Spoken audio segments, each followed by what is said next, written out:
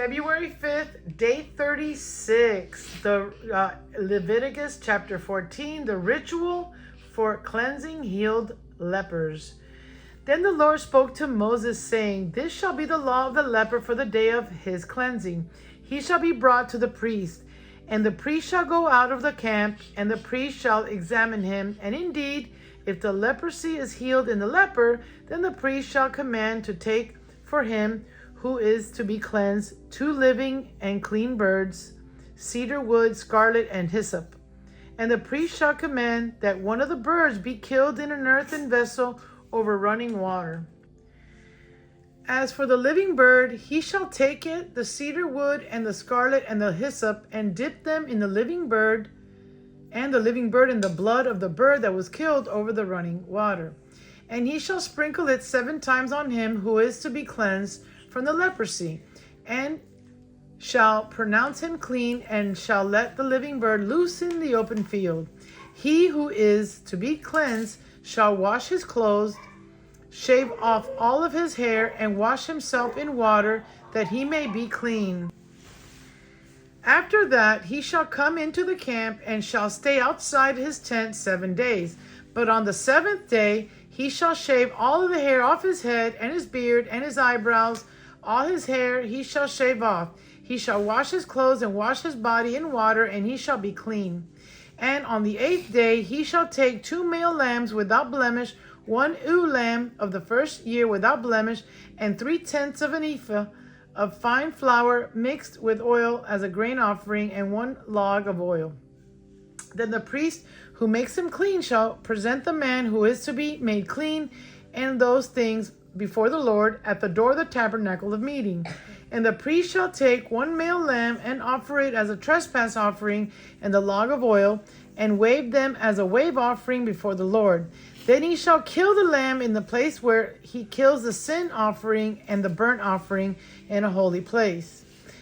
For as the sin offering is the priest who is the trespass offering, it is most holy. The priest shall take some of the blood of the trespass offering, and the priest shall put it on the tip of the right ear of him who is the cleansed, on the thumb of his right hand, and on the big toe of his right foot. And the priest shall take some of the log of oil and pour it into the palm of his own left hand. And the priest shall dip his right finger in the oil that is in his left hand, and shall sprinkle some of the oil with his finger 7 times before the Lord. And of the rest of the oil in his hand, the priest shall put some on the tip of the right ear of him who is to be cleansed, on the thumb of his right hand, and on the big toe of his right foot, on the blood of the trespass offering. The rest of the oil that is in the priest's hand he shall put on the head of him who is to be cleansed. So the priest shall make atonement for him before the Lord. Then the priest shall offer the sin offering and make atonement for him who is to be cleansed from his uncleanness. Afterwards he shall kill the burnt offering, and the priest shall offer the burnt offering and the grain offering on the altar. So the priest shall make atonement for him, and he shall be clean. But if he is poor and cannot afford it, then he shall take 1 male lamb as a trespass offering to be waved to make atonement for him, 1/10 of an ephah of fine flour mixed with oil as a grain offering, a log of oil, and 2 turtle doves or 2 young pigeons, such as he is able to afford. One shall be a sin offering, and the other a burnt offering. He shall bring them to the priest on the 8th day of his cleansing, to the door of the tabernacle of meeting before the Lord.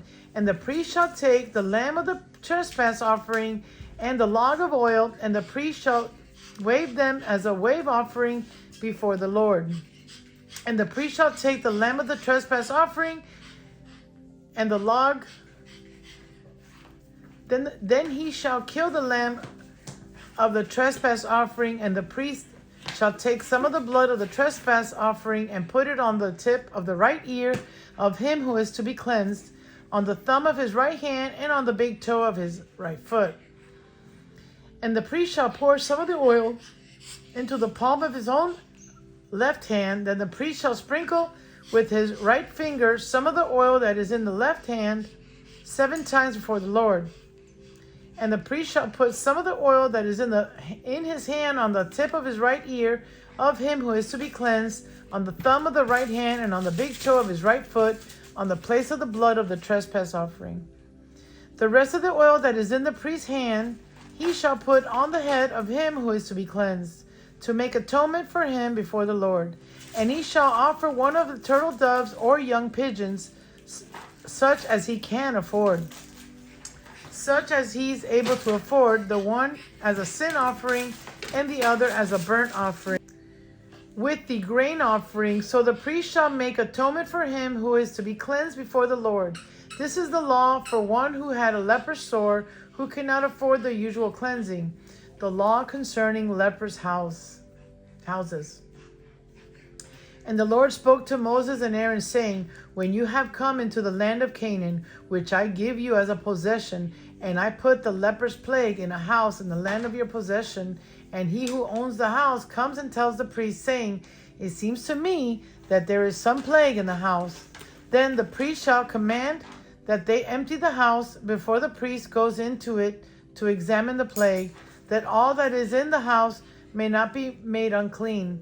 And afterward the priest shall go in to examine the house, and he shall examine the plague. And indeed, if the plague is on the walls of the house with ingrained streaks, greenish or reddish, which appear to be in deep wall, then the priest shall go out of the house to the door of the house and shut up the house 7 days. And the priest shall come again on the 7th day and look, and indeed, if the plague has spread on the walls of the house, then the priest shall come, that they take away the stones in which it is the plague, and they shall cast them into an unclean place outside the city. And he shall cause the house to be scraped inside all around, and the dust that they scrape off they shall pour out in an unclean place outside the city.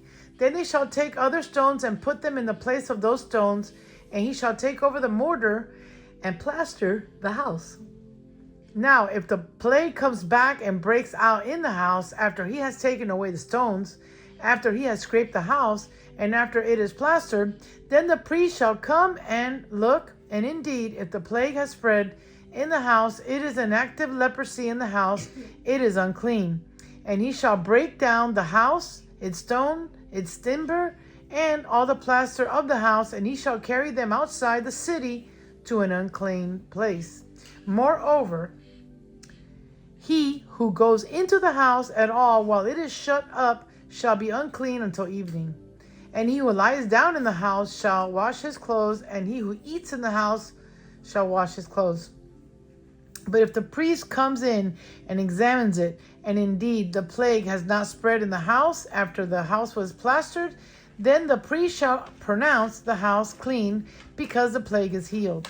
And he shall take to cleanse the house 2 birds, cedar wood, scarlet, and hyssop.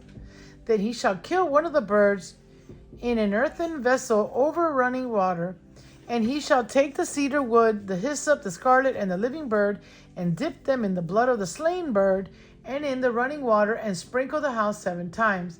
He shall cleanse the house with the blood of the bird and the running water and the living bird with the cedar wood, the hyssop, and the scarlet. Then he shall let the living bird loose outside the city in the open field, and make atonement for the house, and it shall be clean. This is the law of any leper sore and scale. For the leprosy of a garment and of a house, for a swelling and a scab and a bright spot, to teach when it's unclean and when it is clean. This is the law of leprosy. Chapter 15, the law concerning bodily discharges. And the Lord spoke to Moses and Aaron, saying, speak to the children of Israel, and say to them, when any man had a discharge from his body, his discharge is unclean. And this shall be his uncleanness in regard to his discharge. Whether his body runs with discharge, or his body is stopped by his discharge, it is his uncleanness. Every bed is unclean on which he who has discharge lies, and everything on which he sits shall be unclean. And whoever touches his bed shall wash his clothes and bathe in water and be unclean until evening. He who sits on anything on which he who has the discharge sat shall wash his clothes and bathe in water and be unclean until evening. And he who touches the body of him who has a discharge shall wash his clothes and bathe in water and be unclean until evening. If he who has the discharge spits on him who is clean, then he shall wash his clothes and bathe in water and be unclean until evening. Any saddle on which he who has the discharge rides shall be unclean. Whoever touches anything that was under him shall be unclean until evening. He who carries any of those things shall wash his clothes and bathe in water and be unclean until evening. And whomever the one who has the discharge touches and has not rinsed his hands in water, he shall wash his clothes and bathe in water and be unclean until evening. The vessel of earth that he who has the discharge touches shall be broken, and every vessel of wood shall be rinsed in water. And when he who has the discharge is cleansed of his discharge, then he shall count for himself 7 days for his cleansing, wash his clothes, and bathe his body in running water.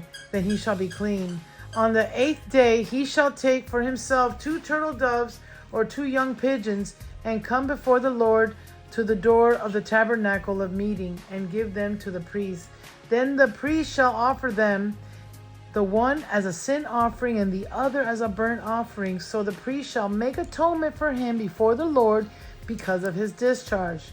If any man has an emission of semen, that he shall wash all his body in water, and he be unclean until evening. And any garment and any leather of which there is semen, it shall be washed with water and be unclean until evening. Also, when a woman lies with a man and there is an emission of semen, they shall bathe in water and be unclean until evening. If a woman has a discharge, and the discharge from her body is blood, she shall be set apart 7 days, and whoever touches her shall be unclean until evening. Everything that she lies on during her impurity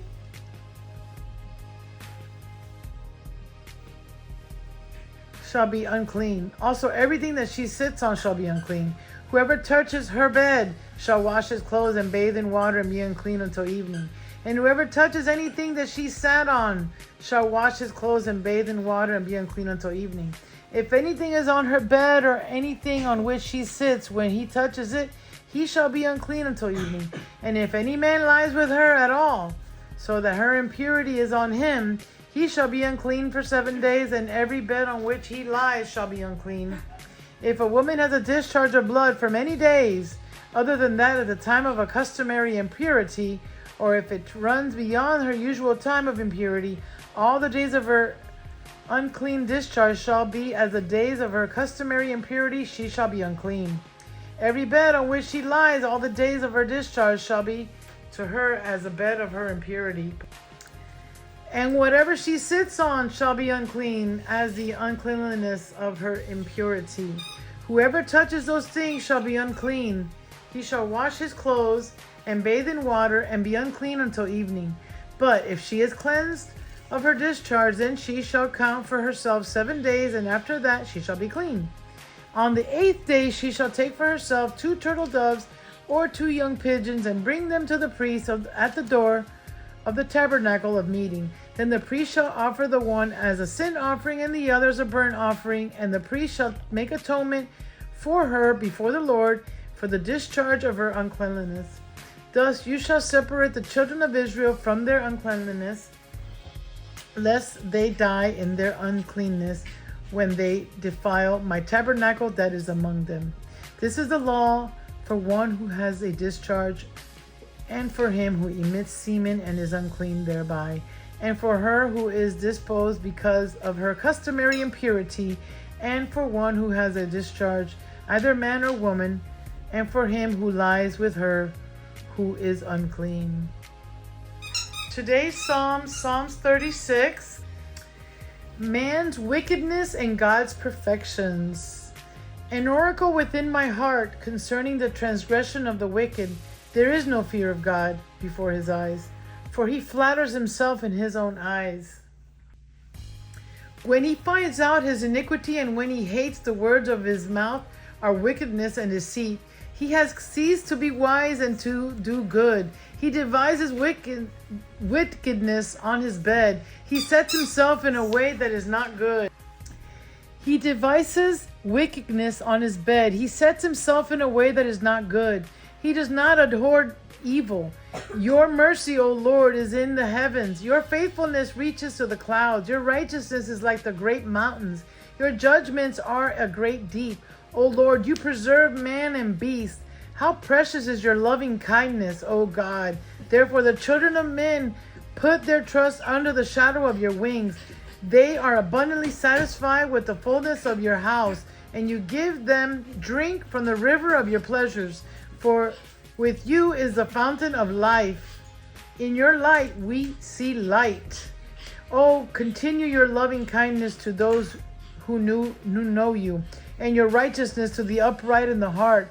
Let not the foot of pride come against me, and let not the hand of the wicked drive me away. There the workers of iniquity have fallen. They have been cast down and are not able to rise. Amen.